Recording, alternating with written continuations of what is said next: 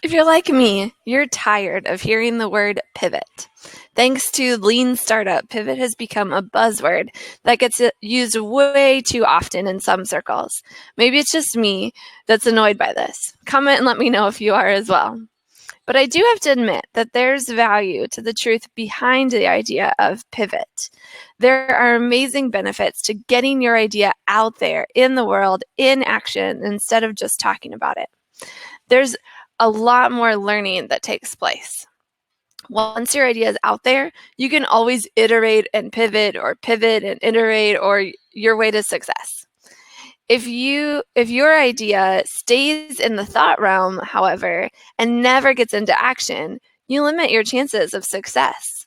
So there's some good lessons involved with the idea of pivoting. Pivoting isn't the full story, though. Sometimes a small change isn't what your business needs, or what you need for that matter. Sometimes you need to do a complete 180. Sometimes your business didn't end up like you thought it would. Sometimes you need to close down, remodel, and reopen with an entirely new approach. Sometimes you need to trash your entire suite of products and services and start again from scratch. Pivoting isn't the full story. Pivoting isn't the only option. So how do you know which is the path, which path is the best way forward for you and your business? Should you pivot slightly, or do you need to do a 180-degree change?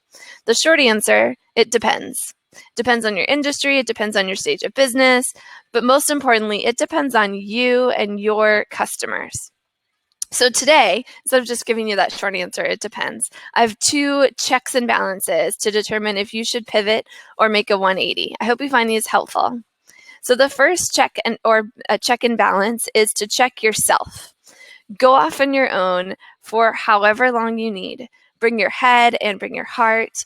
List all the logical and emotional reasons to make a pivot, do a 180-degree change, and stay the same. Maybe you've got like 3 different sheets of paper and you write pros and cons for each of those, a pivot, a 180-degree change, and stay the same. Push yourself to think deeply. Don't rush yourself. Don't rush this process.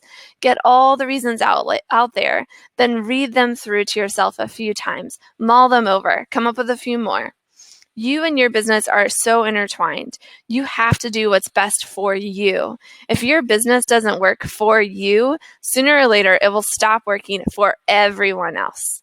So find the time and reserve it in your calendar. Don't delay. Do it right now. Put it in your calendar. That's the first check and balance. Second check and balance is to check your customers. Many people forget the roots of the lean startup model, which are nothing new, just packaged differently.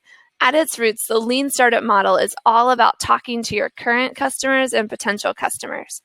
So make it happen. Sit over coffee, send out a survey, talk with them on the phone, do whatever it takes to get their perspective. I've got some do's and don'ts for checking with your customers. Don't ask them for their opinion about your product. Do ask them about their hopes, dreams, pains, and struggles.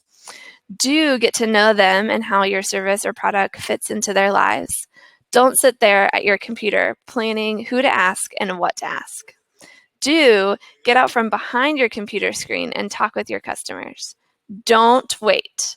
Do have one conversation today. Start right away. Don't just talk to one person. Do get info from at least 10 people, but as many as practical. Do compile all the information you receive. Take notes, write a summary after the conversation. Don't rush it. This is one of the most important. I love this quote of Marie Forleo. You can't rush clarity. Don't rush it. So do read through the results a few times, mull it over. You might start to see if you need to make a minor or major adjustment. You might also start to see that things are better than you thought and change isn't needed as much as you expected it would be. Keep your mind open and be receptive to whatever results come your way. And I've got a bonus tip. So you're going to check yourself, you're going to check your customers. And then this bonus tip is that sometimes, actually, I'd have to say more often than not, we're so close to our business that we can't think objectively about our businesses. This is why coaching can be so helpful. Do these exercises on your own or with your team. Check yourself, check your customers. Then consider if having a third-party objective voice like a coach would be helpful. If you decide the answer is yes, sign up for a strategy session. I'm going to put a link below this video in the transcript, or if you're watching this on YouTube, it's right below the video. If you sign up for a strategy session, we'll talk about your pivot or 180 decision and what kind of coaching package would fit your situation best. If you think there's a 10% chance coaching could be beneficial for you, we suggest taking the chance. It'll only cost you a half hour of your time, but it could be life-changing.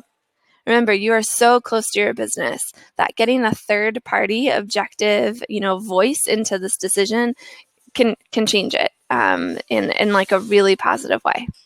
So that's it for now. Comment, share your thoughts and ideas about choosing pivots over bigger changes or bigger changes over pivots. Where have you done this in your business already? What advice would you share with others who see this post? And don't forget to sign up for a strategy session, and I'll look forward to talking to you then, and for sure next week for another post. In the meantime, keep overflowing. Peace.